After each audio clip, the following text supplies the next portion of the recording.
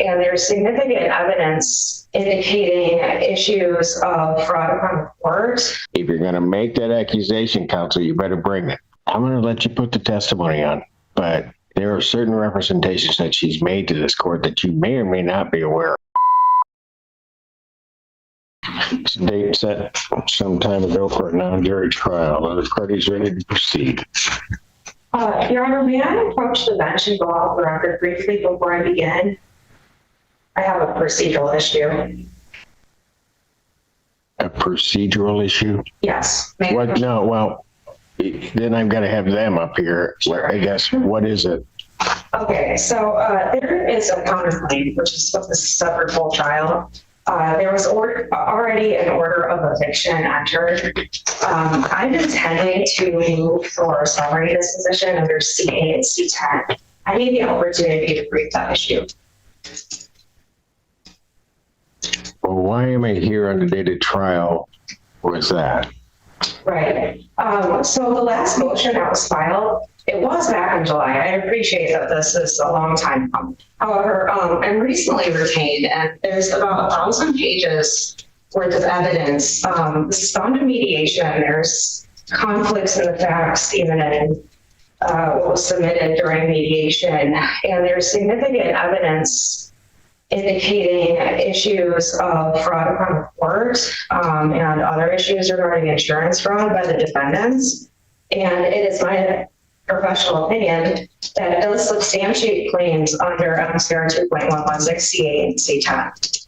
Well, the motion should have been brought before today. Okay. I mean,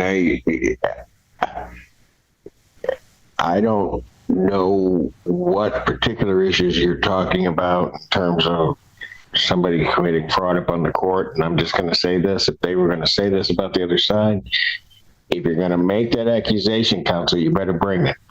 And it better be that, because if it's not, then I'm going to be exceedingly angry, because I do not like people accusing others of things like that without substantial proof. Absolutely. It is a substantial issue in this case. My client's rights have been significantly violated. By whom? By former tenants. It started out as a non-payment of rent case. As I mentioned, there was an eviction action. There was an order of eviction. As you're aware, we're here on the bench trial for the counterclaim. There is significant evidence to present that. And I don't want to disparage my client's rights by not attempting to have this dismissed under C8 and C10. Well, I get it, but there was an attorney in this before. He's exceedingly difficult to get a hold of. That was part of why I asked to approach the bench, but I understand. He was in court here Monday, so I don't know why he's not that difficult to get a hold of. Okay. Coming in on the date of trial, asking for an adjournment of these proceedings is not going to happen. Okay. So you guys either can try to resolve this thing, or we're going to try it. Okay. Fair enough. Then I would request a brief recess to please speak to the defendants. Okay, see if you guys can work it out. Court's going to stand in recess.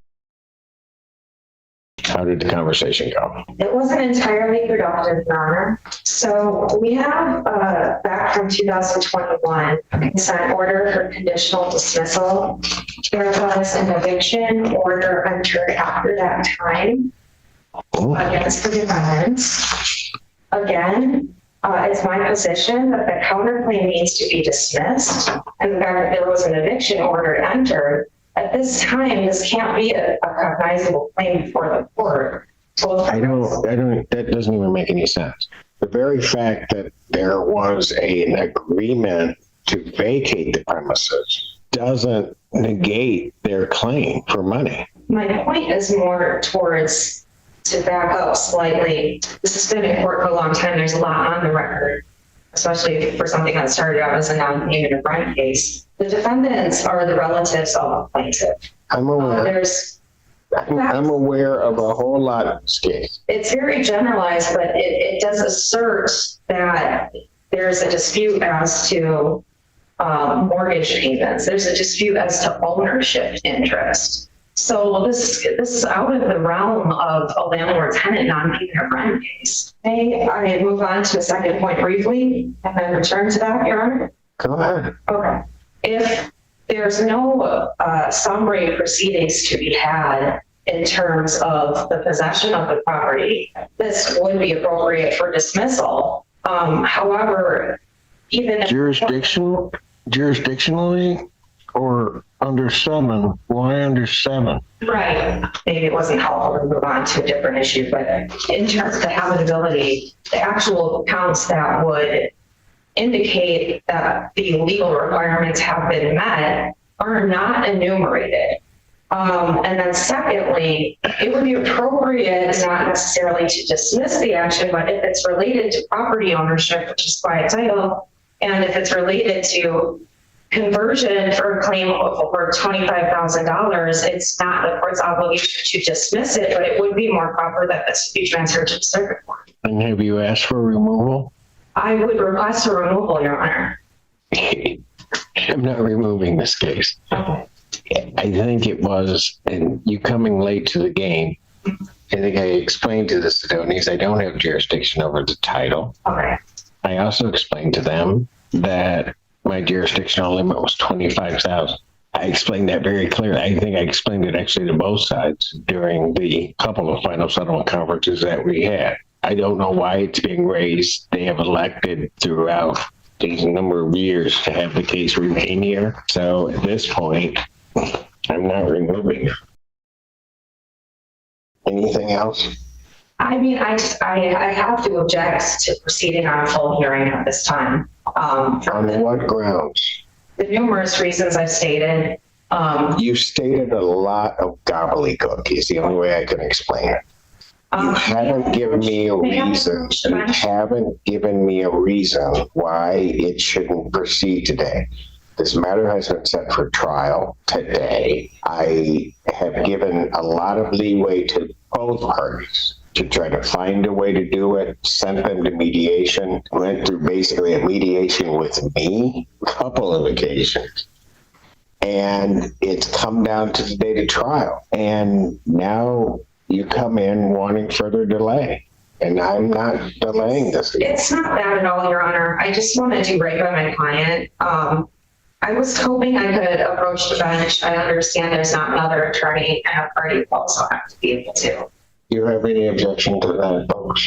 No. I don't know how we're going to have this conversation, but let's do it this way. We can go off the record. Mr. Trapp, take both parties and behave yourself when you're in my hallway. Take them back to the jury deliberation room. When you're seated in the deliberation room, I don't want either one of you saying anything to anybody until I get there. We clear? Ma'am, am I clear? Yes. Ms. Finney? All right. Take them back to my jury deliberation room, and the court will stand in recess.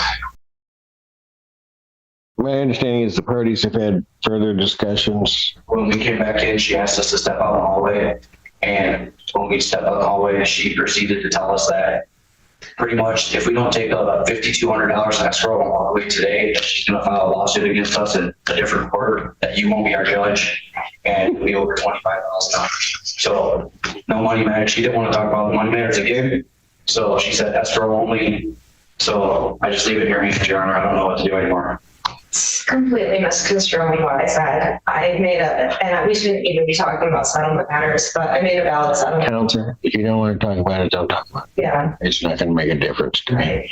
I mean, I'm just going to say this. I mean, we go back there and talk. Your client, I'm going to let you put the testimony on, but there are certain representations that she's made to this court that you may or may not be aware of, because you got caught with one. I'm not saying caught in the sense of whatever, of a statement that she made, which is absolutely contrary to what she said before.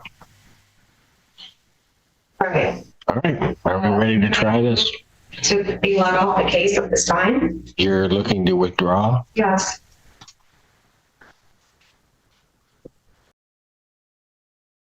I can't reasonably represent her if I'm going to misconstrue the facts. Well, It's not an issue of you misconstruing the facts. I'm just telling you that there have been certain representations made on the record, which I will tell you were different than what was said today. And I will tell you, counsel, I can tell by your reaction that you did not know that. So if you are going to move to withdraw, I'm going to step off, and you probably need to have a detailed conversation with your client about that. The court's going to stand in recess. Everybody can remain seated. Parties have come to a resolution. I'll state it on the record and then ask for the concurrence that that is the agreement. Parties have agreed to a full and final settlement of all claims that could have been raised in this case or have been raised in the amount of $10,000. That will be in favor of the Sedonians. That $10,000, the amount of $5,263.17 will be released to the defendants from court escrow. The remaining amount of $4,736.83 will be paid by Ms. Finney to the Sedonians in monthly payments over a 2-year period. When did she wish to begin those payments? Next month. Should the defendant miss a payment, default on the payments, an additional amount of $5,000 will be added to the $10,000 figure.